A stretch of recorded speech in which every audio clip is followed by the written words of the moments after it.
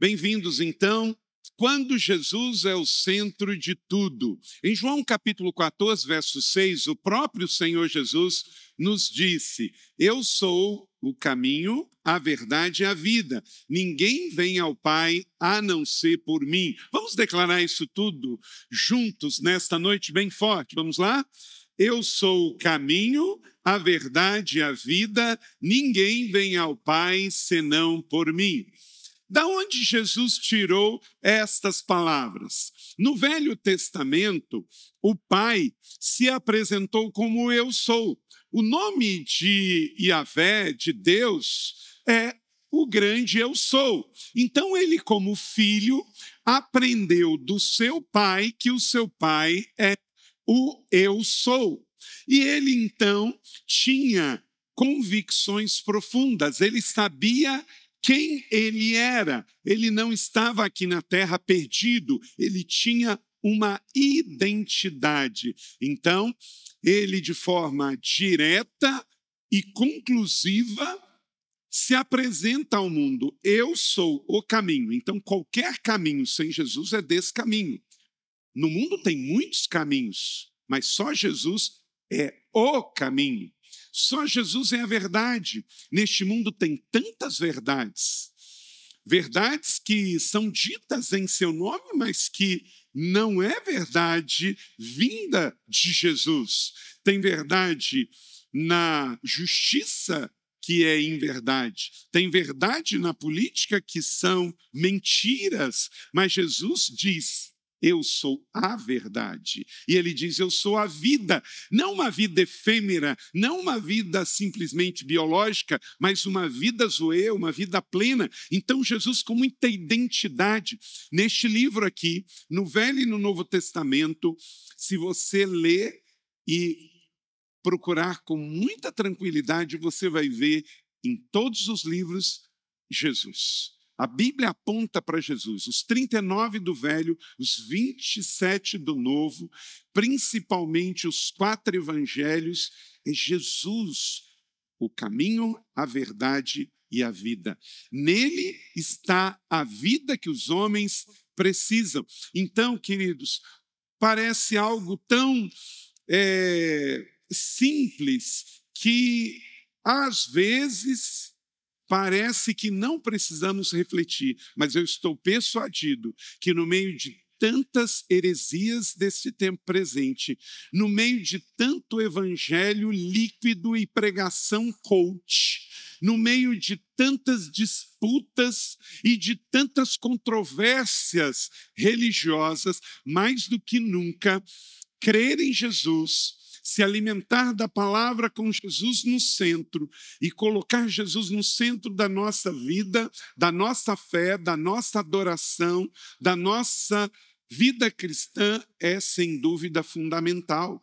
Nos dias de hoje, mais do que nunca é necessário reafirmar estas coisas tão seguras e que fazem toda a diferença. Cristo é tudo em todos. Estamos vendo um tempo de igreja supermercado da fé. Mensagens coach, light, leve, que não tem sustentação nas doutrinas bíblicas. Músicas muitas vezes voltadas só para o emocional, para resolver uma questão do emocional das pessoas. E muitos entram vazio e saem vazio porque não têm um encontro com Jesus nas próprias celebrações. Então nós precisamos mais do que nunca colocar Jesus no centro, puro e simples como ele é. Estamos num tempo em que o mundo ficou tão complicado, sofisticado, meio over, que o minimalismo também deve chegar na fé, para vermos Jesus nas coisas mais simples, vermos Jesus nas coisas mais complexas. Max Lucado, ele numa frase resumiu muito bem, escritor e pastor norte-americano bem conhecido da literatura cristã brasileira, ele diz: a recompensa do cristianismo é o próprio Cristo. Gente, a recompensa do cristianismo não é a última notícia de poder. A igreja não é um supermercado da fé que a gente vem buscar uma bênção. Nós já somos abençoados. Nós viemos aqui celebrar a nossa fé. Nós viemos aqui entregar a Deus adoração. termos a presença dos irmãos, sermos fortalecidos à mesa, fortalecer a nossa fé com uma palavra do Evangelho, para sairmos daqui mais fortes, para enfrentar as adversidades desse tempo presente. Nós não viemos aqui buscar uma bênção, nós somos a bênção. Nós viemos celebrar a bênção que é Jesus, nós viemos aqui celebrar a bênção que é a igreja. Às vezes as pessoas resumem o Evangelho tão caro, tão poderoso de Jesus a uma mensagem de liquidação, algo tão pequeno, algo tão fútil. Aí eu venho buscar uma bênção e volto para a minha segunda-feira, viver a minha vidinha de segunda, de quarta, de quinta, se esqueço que eu sou um cristão. Aí chega domingo, pela tradição, eu me lembro e volto para a igreja. Aí eu venho pedir uma oração, fazer uma oração para a minha necessidade. Querido, é Jesus 24 horas por dia, 7 dias por semana. Amanhã na sua empresa, amanhã na sua escola, na sua faculdade, em qualquer ambiente que você estiver, presencial ou digital, é Jesus do começo ao fim. Amém ou não amém? Se isso estiver claro na sua vida e você estiver enraizado, você não será como a onda do mar que vem e vai sem sentido. Quem vê Jesus vê o Pai. Ele é tudo. Olha que declaração poderosa, maravilhosa, da carta aos Hebreus, isto é, a carta do Novo Testamento que leva ao Evangelho Cristo para o povo judeu. Declare comigo, olha só o que o filho é. Você não pode reduzi-lo a uma necessidade emocional, a uma necessidade física, a um consumo gospel. Declare comigo, o Filho é o resplendor da glória de Deus, é a expressão exata do seu ser, sustentado todas as coisas por sua palavra poderosa. É Ele que sustenta o universo, entendeu isso? Jesus é a imagem da glória, do grande poder de Deus. Então, quando você estiver cantando para Jesus, você tem que lembrar disso. Quando você estiver lendo o Evangelho, você tem que lembrar disso. Você sendo igreja, você lembra disso. Jesus sustenta o universo. Ele é o reflexo direto da glória de Deus. Ele é o Filho amado, unigênito do Pai. Então, Jesus, chame Jesus que o medo vai embora. Chame Jesus que o caos vai embora. Coloque Jesus dentro, coloque Jesus em cima. Então, que lugar você tem dado a este Jesus, que é o esplendor da glória de Deus, que é a exata revelação do seu ser? Como a pastora Leila diz, ou Jesus é tudo, ou Jesus não é nada em sua vida. Porque Jesus não quer ser o seu sócio. Eu já vi alguns empresários dizer assim, ó, tem uma sociedade com Jesus e ele é o majoritário, hein? Meninice. Jesus não quer ser sócio de ninguém porque ele é dono do universo, da sua vida e o seu negócio. Como é que você vai... Ele é seu sócio? Não existe isso. Ele é o seu dono. E olha, ser cristão é não ser dono de nada e reconhecer que tudo pertence ao Senhor. O apóstolo Paulo escreveu em Efésios capítulo 1, 9 e 10, que vontade e propósito convergem em Cristo. Olha que coisa poderosa. Todo mundo aqui tem vontade, não tem? Temos, ok? Todo mundo aqui tem propósito, mas nossos propósitos e vontades têm que convergir em Cristo. Quer dizer, tudo que você for fazer, tudo que você tiver de vontades, tem que ter Jesus. Se não tiver Jesus, não serve para você, não combina com você e não vai se sustentar. Então, anote aí 7 princípios que são bênção na sua vida no momento em que Cristo for tudo em você, que for o centro da minha vida e da sua vida. E como nós vimos no filme, num relacionamento, quando Jesus convidou os 12 para andar com ele, ele mostrou que discipulado não é uma aula, discipulado é andar com Jesus, é um relacionamento pessoal de amor.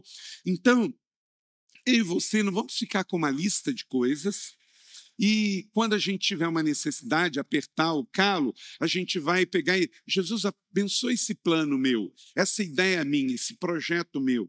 Não é isso. É desenvolver um relacionamento pessoal de amor com ele ao ponto de eu discernir qual é o plano dele, eu me uno a ele e eu então discerno o que ele quer para a minha vida. Esse negócio de cristão ficar assim, às vezes é até muito espiritual, né? Não, eu tenho que orar sobre tudo é orar, tudo é orar, tudo é orar, tudo é orar. Quando que já vai estar orado na sua vida? Tem coisas, meus irmãos, que quando Deus traz para mim, já é fruto da minha oração antecipada.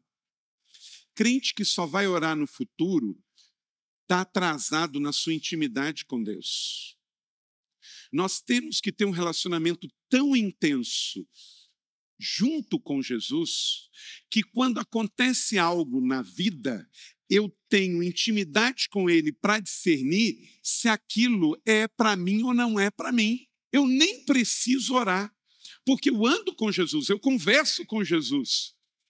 Eu sei o gosto de Jesus. Entende? Você pegou? Pegou? Tem crente que só está na reação. Aí eu vou orar, eu vou ver, eu vou fazer, eu tenho... E aí sabe o que acontece? Passa uma visão de espiritualidade. Nossa, mas fulano é espiritual mesmo, né? Ele só faz o que depois de 40 dias de oração.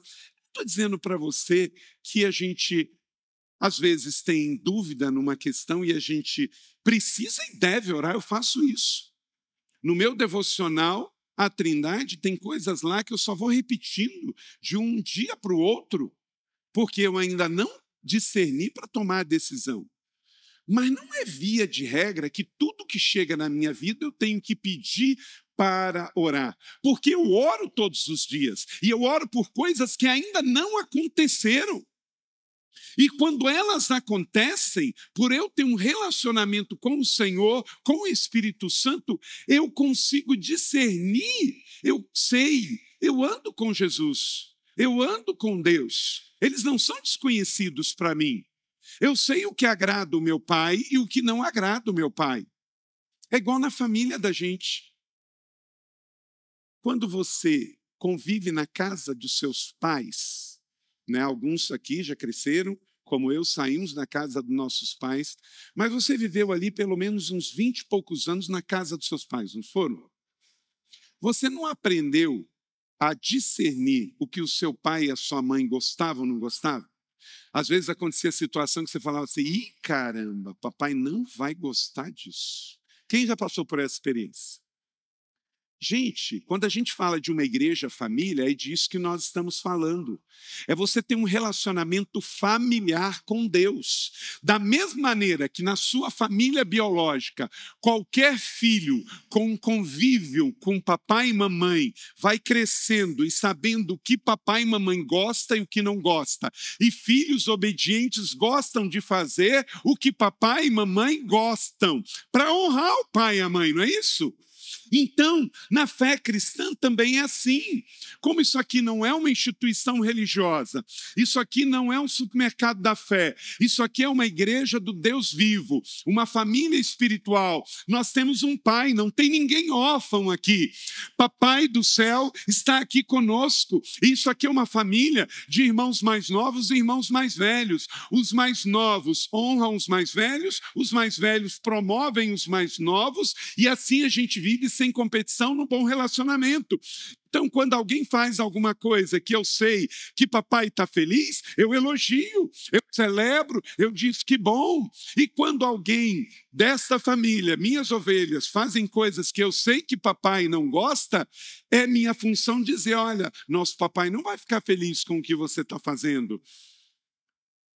Nós estamos plantando igrejas, eu sei que essa é a vontade de papai, então eu não preciso perder tempo, eu vou orar para ver se é para plantar igreja ou não. Mas 80% da população brasileira ainda não conhece Jesus como Senhor e Salvador, e eu vou, por religiosidade, ver se a gente vai plantar ou não igreja? Quantas crianças precisam de cuidado de atenção? Eu vou perguntar se Deus quer que eu ajude uma criança com necessidade. Vamos ver se a gente precisa trazer ou não um alimento para ajudar na cidade social, no mercado solidário, eu não preciso fazer essas orações, porque eu sei que isso já está na vontade de Deus. Então, nós precisamos ter um relacionamento mais intenso e pessoal e colocar Jesus no centro da nossa vida. E eu vou discernir pelo relacionamento o que diariamente eu tenho que fazer e não entrar em roubada, mesmo em nome de uma religiosidade. Anote aí esses princípios. A primeira coisa, quando você coloca Jesus no centro de tudo, você recebe perdão para os seus pecados. Aleluia! Você recebe perdão. Perdão é um ato. Se você se arrepende, tem em Cristo, Ele te perdoa. Mateus 1:21, e dará luz a um filho, e você deverá dar-lhe o nome de Jesus, porque ele salvará o seu povo dos seus pecados. Sabemos esta história. Esta era a missão de Jesus. Maria, escolhida entre todas as mulheres como a bem-aventurada, foi escolhida por Deus para dar à luz ao Jesus de Nazaré, ao Jesus histórico. É importante você se lembrar disso pelo seguinte: pela tradição romana, Maria se tornou mãe de Deus, mas não é isso que está escrito no Evangelho. Isso é um dogma religioso. Maria foi engravidada por uma ação sobrenatural do Espírito Santo, aleluia. Mas ela não deu à luz a Deus, ela deu luz ao Filho de Deus encarnado em homem. Jesus, no mistério da fé, ele pôde ser estas duas pessoas. Ele era o Jesus de Nazaré. Jesus era o José da Silva daquele tempo. Muitas pessoas tinham o nome de Jesus. Era um nome comum, um nome cultural da época. Então, o Jesus histórico, o Jesus que viveu lá na Galileia, ele se tornou um homem, nascido de mulher, teve uma infância, se tornou um homem, e Maria foi escolhida entre todas as mulheres, uma graça extraordinária para gerar este Deus homem, este Jesus de Nazaré, que também era o Jesus Cristo, o Jesus da fé. Isso é um mistério maravilhoso da ideia divina que fez Deus se encarnar em homem. Então, Maria, mulher, grávida, pelo Espírito Santo, dá luz ao Jesus de Nazaré. Esse Jesus de Nazaré nasce, mas revela-se Jesus, o Cristo, o Messias ungido de Deus. Mas sabemos que quem perdoava os pecados não era o Jesus de Nazaré, era o Jesus, o Cristo, o Filho do Deus vivo encarnado. E por isso, então, aqui diz: ele dará à luz a um filho, deverá dar-lhe o nome de Jesus, ele salvará o seu povo dos seus pecados. Por quê? Porque ele era o Cristo, Jesus Cristo, o Messias de Deus. E ele conseguia ser, como diz Marcos capítulo 2, 9 e 10, aquele que perdoava pecados, mas que também curava os enfermos. E aqui nós temos uma verdade extraordinária, porque ele diz: o que é mais fácil? Lá em Cafarnaum, cidade que ele viveu, ele diz: os seus pecados estão perdoados, levante-se, pegue a sua maca e ande. Mas, para que saibam que o Filho do Homem tem autoridade na terra, aí olha só, agora não é só o Jesus de Nazaré, mas é o Filho do Homem, isto é, o Filho de Deus, disse ao paralítico: levante-se, pegue a sua maca, vai para casa. Então, verdade sobre a confissão do pecado. Quando eu confesso os pecados para Deus, eu sou o quê? Perdoado. Se confessarmos os nossos pecados, ele é fiel e justo para perdoar os nossos pecados e nos purificar de toda a injustiça. 1 João 1,9. Aleluia. Então, quando Jesus é o centro da sua vida, pode pedir perdão, porque ele tem poder para te perdoar. Porque ele é Deus, ele é o Filho de Deus, ele nunca pecou. Jesus se tornou pecado por mim e por você. Mas há algo mais que eu posso fazer. Eu posso ser curado. Mas para isso eu tenho que confessar os meus pecados para alguém. Quando eu peço perdão para Deus, eu sou perdoado por meio de Jesus. Mas quando eu confesso para um irmão aquele pecado, além de ter sido perdoado por Deus, ele também é algo que fica completamente curado.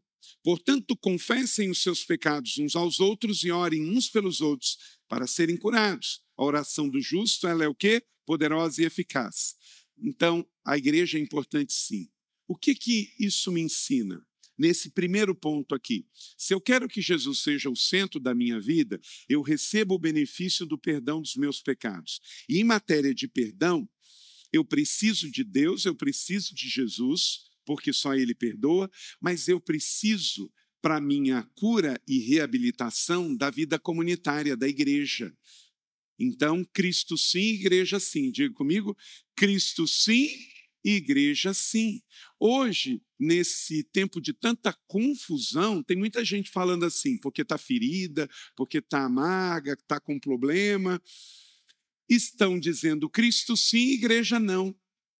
Ué, como é que você diz para o noivo, olha, eu quero você, mas não quero a sua noiva? Não tem como. É Cristo sim, igreja sim. Não permita que suas feridas atrapalhem você de viver a vida plena. Da mesma maneira que Cristo me perdoou os pecados, eu preciso da vida comunitária, da comunhão, da coletividade, para que eu seja curado e prossiga a minha jornada. Segundo benefício, quando Jesus é o centro da sua vida, você recebe filiação espiritual. Então, perdoado, você se torna filho. Olha só como é que não é sobre religião, é sobre relacionamento. Contudo, olha só, aos que receberam, aos que creram no seu nome, deu-lhes o direito de se tornarem filhos de Deus, os quais não nasceram da descendência natural, nem pela vontade da carne, nem pela vontade de nenhum homem, mas nasceram de Deus. João capítulo 1, 12 e 13. Guarde esse texto no seu coração, grife na sua Bíblia. Toda vez que você estiver lendo o Evangelho, cair aí em João capítulo 1, você lembra-se que colocar Jesus no centro é ter a bênção de não só ser perdoado, mas a certeza de que agora você participa da vida plena do Senhor, porque você passa a ser filho, você passa a ser da família. João 14, 18 diz, não os deixarei órfãos, voltarei para você. Você faz parte da família, você tem um Deus que é Pai, que reina, que governa, e este Jesus que começou a boa obra, ele enviou para nós o outro Consolador, que está em nós e entre nós e vive dentro de nós. Então você nunca está órfão, sozinho, privado da presença do Pai, você tem uma direção e um guia, um mestre, um tutor. J. Park, um teólogo inglês, ele diz o seguinte, Pai é o nome cristão para Deus. Vamos dizer isso juntos? Pai é o nome cristão para Deus. Então nós podemos encher a boca e chamar Deus de Pai, porque quem recebe o Filho recebe o Pai. Então celebre, coloque Jesus no centro. Você foi perdoado e você recebeu paternidade. Você agora é filho, você não é um qualquer, você é um filho amado de Deus. Que o seu louvor reflita isso, que a sua vida espiritual reflita isso. Benny Liebisch, pastor e músico, fundador do Jesus Culture, banda e igreja, que temos um livro maravilhoso, Enraizados, da editora Inspire, que você pode adquirir e ler. Ele diz, descansar na verdade de que Deus o chamou para ser filho, irá desligar a pressão de se autoafirmar. Quanta gente que vive dizendo assim, eu sou isso, eu sou aquilo outro, eu sou aquilo outro. Esquece, fica tranquilo. Você já é filho, não tem que provar nada para ninguém. Você é herdeiro com Cristo, co-herdeiro com Deus. Aleluia. Terceiro, quando Jesus é o centro, você descobre a alegria plena. João 16, 24 diz: até agora vocês não pediram nada em meu nome. Peçam e receberão, para que a alegria de vocês seja completa. Deus quer você alegre, Jesus quer você alegre. A fé cristã é uma vida de alegria, porque é um reino de justiça, paz e alegria, é abundante. Hebreus capítulo 1, verso 9. Amas a justiça, odeias a iniquidade. Por isso, Deus, o teu Deus, escolheu dentre vocês os companheiros, ungindo com óleo de alegria. Você não foi ungido com óleo de peroba, não. Você foi ungido com óleo de alegria, unção nova. Glória a Deus, nunca duvide disso.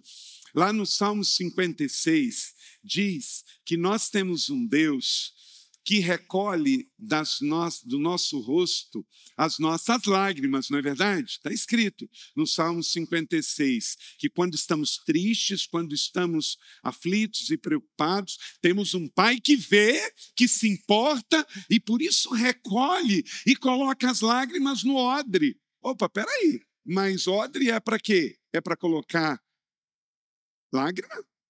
Não. Odre é para colocar vinho.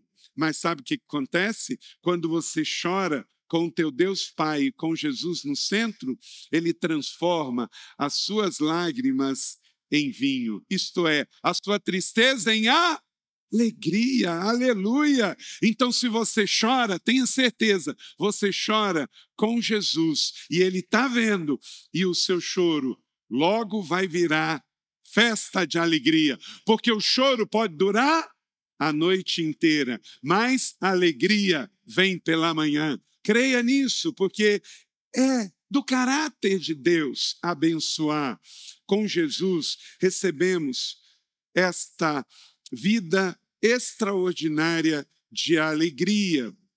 Jesus hoje te chama para ter alegria. Quem tem alegria tem esperança. Olivia Shoup, escritora norte-americana, ela diz: a pessoa que tem mais esperança sempre terá maior influência.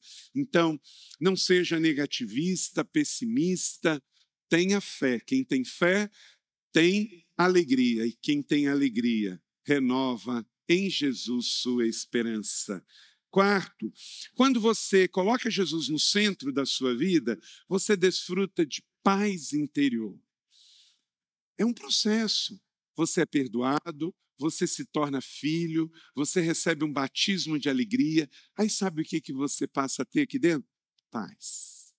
Agora, deixa eu te dizer, a paz aqui é uma paz espiritual. Vamos ao texto do Evangelho? Olha só, leia comigo. Palavras de Jesus. Deixo-lhes a paz. A minha paz lhes dou. Não a dou como o mundo a dá. Não se turbem os vossos corações, não tenham medo. João 14, 27, a palavra do grego aqui é erene para paz. Paz é paz interior, é uma paz espiritual. Essa paz só Jesus pode dar. E era um contraponto a uma famosa paz que tinha no Império Romano. O Império Romano era um império opressor, era um império de conquista de território. Então, você sabe, você já estudou história, o Império Romano já foi dono de toda a Europa, de parte da Ásia e de todo o norte da África, muito grande. Então, quando ele chegava num povo, aquele povo tinha língua diferente, costumes diferentes, religião diferente. Então, havia uma negociação de paz, o que ficou conhecido como Pax Romana. Então, eles conquistavam. Se o povo trabalhasse, pagasse imposto e ficasse sem rebeliões, sem paz, o Império Romano dizia assim: então eu vou te dar uma certa liberdade. Por isso, os judeus, no dia de Jesus, podiam ter templo. Por isso, eles podiam falar hebraico ou aramaico. Eles podiam ter ali o culto a Jeová, porque eles pagavam impostos muito altos. Então, o Império Romano fazia um acordo. Quem construiu ou reformou o Templo de Salomão? Quem que foi? Herodes, né? Então, havia uma pax ali, os romanos ficavam em comum acordo, olha, se vocês não se rebelarem, trabalharem bastante, pagarem os seus impostos, está tudo certinho. Mas, se rebelar, aí a espada de Roma vai descer. Por isso tinha a crucificação. Por que tinha a crucificação? Para que qualquer um que visse o que um criminoso, um rebelde fazia, ia para a cruz. Então, nas ruas romanas, tinha a crucificação para meter medo na população. Tanto é que depois que Jesus foi para o céu, no ano 33, ele profetizou, está em Atos 1:8, que não ficaria pedra sobre pedra. Porque depois que Jesus foi para o céu, a igreja se expandiu. No ano 71, o general Tito veio, enviado por Roma, e porque tinha muitas rebeliões, eles então destruíram, colocaram fogo em Jerusalém, não ficou pedra sobre pedra como Jesus tinha profetizado. Então, note bem, dentro desse contexto de uma paz política, de uma paz negociada a preço de trabalho e de impostos altos, Roma prometia uma paz, mas uma paz que não era duradoura, uma paz que não resolvia os problemas interiores das pessoas. No meio de tudo isso, o príncipe da paz diz: crede em mim e você tem paz. A paz erene, a paz espiritual. Gente, a mensagem é a mesma. No mundo político do século XXI, no Brasil conturbado, polarizado entre esquerda e direita, cada um falando mais alto e gritando, pastores gritando, políticos gritando, judiciário, legislativo, executivo, numa crise política, mais do que nunca. Busque a sua paz em Jesus, porque só Ele vai te dar a erene. Tudo isso vai passar, os impérios passam, os governos passam, as disputas passam, mas quem fica com Jesus fica com tudo. Então, quando tem muitas vozes, tem muita gritaria, você precisa saber quem que você vai ouvir. O Salmo 121 nos diz que o nosso socorro vem do Senhor. Então você precisa saber qual monte que vai trazer a sua paz, o seu socorro. Nós estamos num tempo mais do que nunca que nós precisamos buscar quem pode trazer paz. Jesus vivia nesse mundo violento. Ele, como judeu, ele também não era escravo? Era. Ele era escravo. Por quê? O judeu que nasceu na Judéia nos tempos do Império Romano, ele era escravo de Roma. Mas Jesus, mesmo num tempo de escravidão, mesmo tendo uma liberdade cerceada, ele tinha paz, porque ele sabia quem ele era. Ele era o filho amado de Deus. Quando você perde a sua identidade, você começa a ficar perdido e confuso. Mas quando você lembra quem você é em Cristo, você lembra que você é salvo, você lembra que você é perdoado, você lembra que você é cheio de alegria e você lembra que você tem paz. Quem coloca Jesus no centro arruma a sua vida. Quem tira Jesus do centro e coloca a religião no centro ou a política no centro, fica confuso.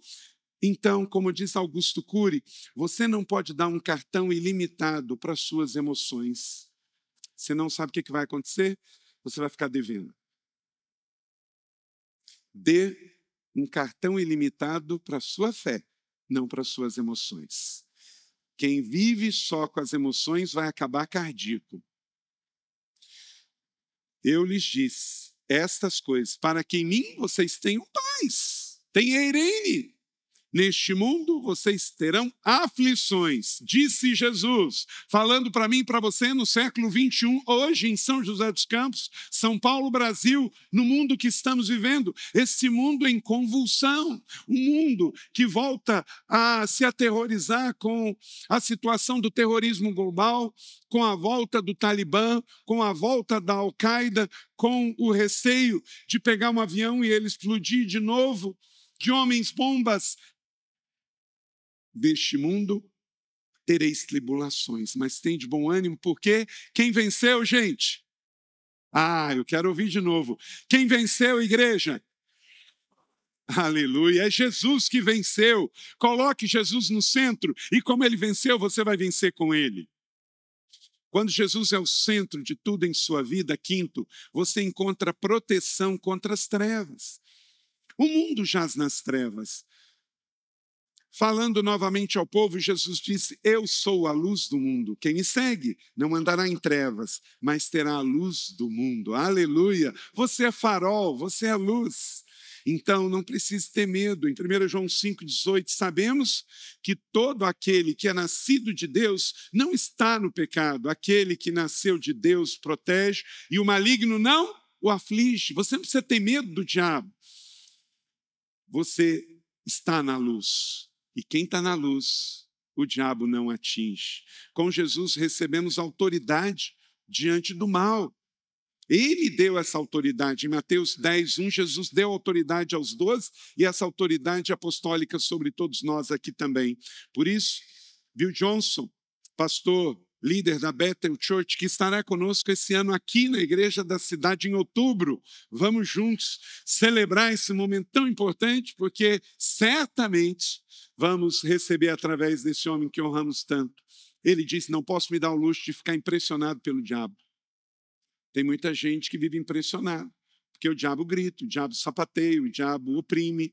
O diabo não está nos seus melhores momentos. Pelo contrário, ele é o grande perdedor.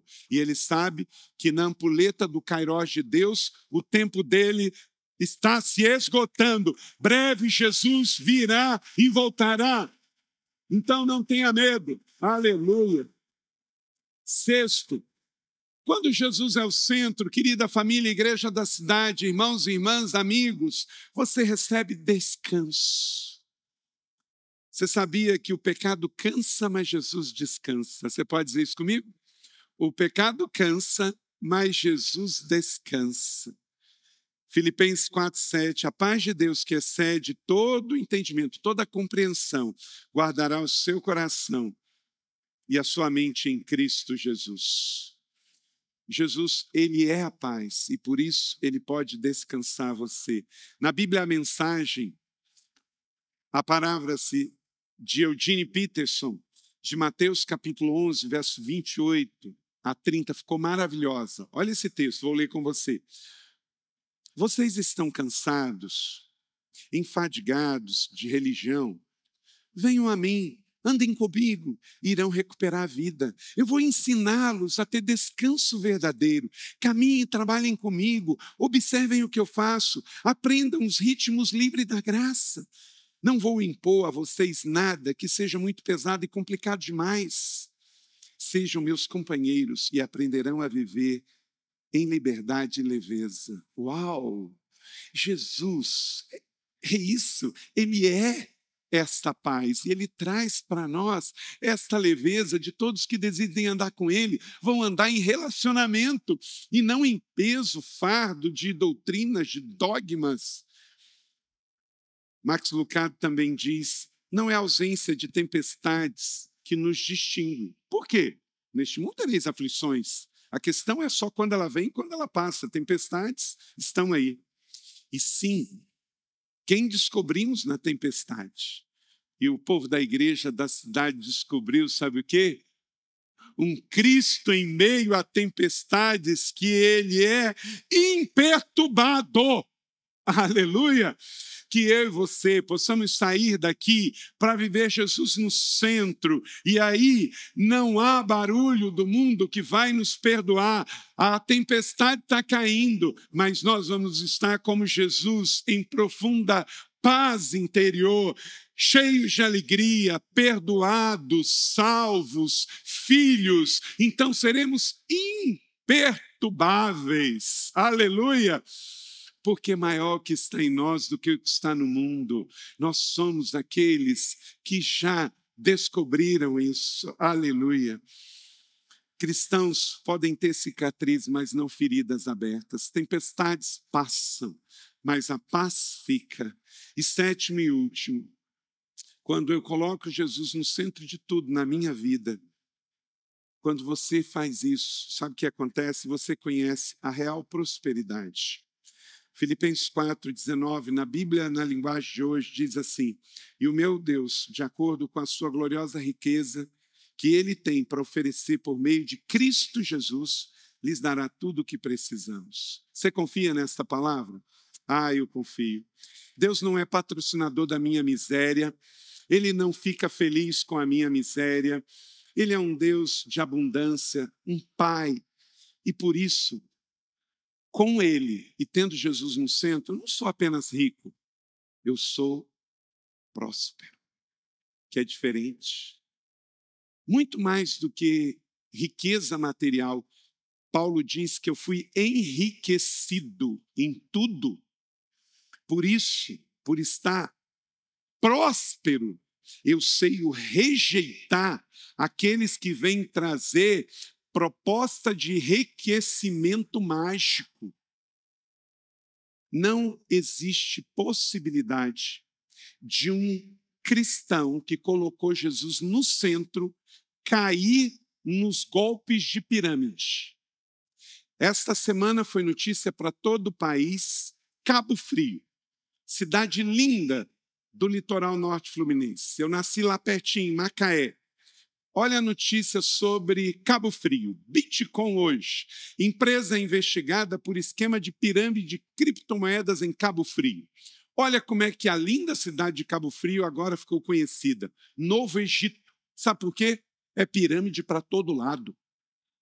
Meu Deus. Igreja, acorda. Quando aconteceu o problema do Telex Fria, aqui no Brasil, teve igreja em São José que o pastor convocou vigília, porque a igreja e pastores estavam envolvidos nessas frias, e aí fizeram vigília para liberar o dinheiro. Sabemos no que deu. Gente decepcionada que botaram suas economias nessas pirâmides e ficaram sem nada. Depois veio o tal do Bibebom, de novo, uma nova geração.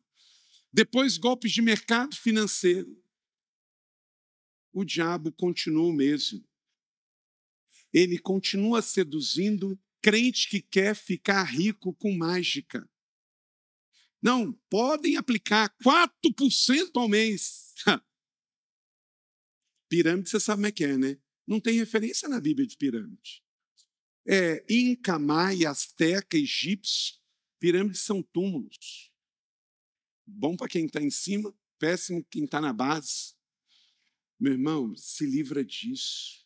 Só estou sendo redundante, eu sei que não tem ninguém aqui, porque a nossa igreja é uma igreja saudável, e é meu dever como pastor te trazer esta palavra, porque eu sei que você sabe que Deus quer nos abençoar e sermos prósperos, até porque o reino de Deus é um reino de abundância, e eu quero ver que você, meu irmão, é tão abundante em Cristo que você prosperou no seu trabalho, nos seus negócios, você que trabalha, recebe, é sábio ao aplicar e tem crescido e prosperado, e por isso você tem para si, para abençoar, para emprestar, para patrocinar o reino, para investir em plantação de igreja, envio de missionários, ajudar no sertão, nas imagens que você viu das 100 casas que podemos ajudar a reconstruir na Síria, porque o reino de Deus precisa de recursos, mas nós não somos um povo que é seduzido por mamon, não queremos ficar ricos de um dia para o outro e cair em golpistas e golpes que o tempo todo estão por aí. Então, meus irmãos, o ladrão vem apenas para furtar, matar e destruir. Eu vim para que tenham vida e abundância. Na verdade, sabe o que nós precisamos? soltar Jesus e prender Barrabás. O povo sempre vai estar diante de Jesus e de Barrabás. Quanto mais Jesus estiver no centro, mais você vai saber a escolha que você tem que tomar na sua vida. Blaise Pascal, matemático, escritor, inventor, filósofo e teólogo francês, ele disse: fora de Jesus não sabemos o que é a nossa vida, nem a nossa morte, nem Deus e nem nós mesmos, porque Jesus é o centro de tudo e todos. Eu sei que existem pessoas que são tão pobres que a única coisa que conseguiram juntar foi dinheiro. Não é o seu caso, porque você também juntou almas, juntou vidas, juntou pessoas e juntou recursos. O nosso devocional de hoje fala sobre escolhas, as melhores escolhas. E o nosso devocional, a Trindade diz que nós temos o amor do Pai, a justificação do Filho e também temos a presença do Espírito, não é isso? Então diga: eu tenho o amor do Pai, a justificação do Filho e a presença do Espírito. Então você está pleno, está de tanque cheio, você poderá fazer as melhores escolhas nesta semana para uma vida abundante. O melhor da vida não passou, o melhor da vida começa agora, porque eu sou o pão da vida. Aquele que vem a mim nunca terá fome, aquele que crê em mim nunca terá sede. Então você não vai cair em contos, em golpes, porque quem está pleno, quem está satisfeito, quem está cheio, não vai beber qualquer coisa, nem comer qualquer coisa, porque Jesus já é tudo em todos. Amém?